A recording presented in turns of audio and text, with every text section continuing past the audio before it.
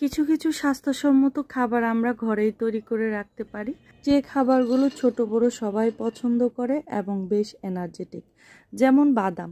বাদাম কিন্তু আমরা ছোট বড় সবাই পছন্দ করি। আজকে আমি শেয়ার করছি আমি সব রকমের বাদাম কিভাবে সংরক্ষণ করে রেখে দেই এবং বাচ্চারা বড়রা আমরা সবাই কিন্তু খেয়ে থাকি।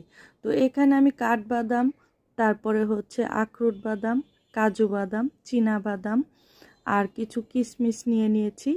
আর সাথে আমি আরও দুই একটা জিনিস অ্যাড করব। এর মধ্যে আছে এই যে তিল, তিসি, এগুলাও আমি অ্যাড করব। আর এখানে আরেকটা জিনিস নিলাম, সেটা হচ্ছে এই যে সূর্যমুখীর বিচি আর মিষ্টি কুমড়ার বিচি। তো এখানে সবগুলো আইটেমই আমি নিয়ে নিলাম, বাদাম, কিশমিশ।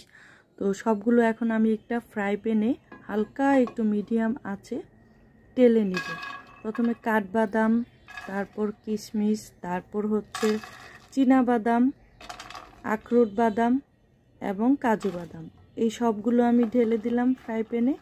একদম মিডিয়াম লো আছে, একটু সময় নিয়ে নেড়ে চেড়ে টেলে নিতে হবে।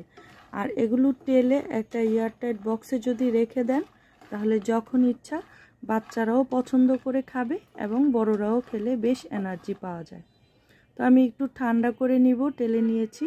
তারপর আমি একটা বয়মে এগুলো নিয়ে নিচ্ছি। এটা কিন্তু চাইলে বাচ্চারা হানি দিয়েও খেতে পারে। তো আমি ঠান্ডা করে একটা বয়মে এভাবে সংরক্ষণ করে রেখে দিচ্ছি। যখন ইচ্ছা আমরা বড়রাও খেতে পারবো, ছোটরাও খেতে পারবো। বেশ এনার্জেটিক একটা খাবার।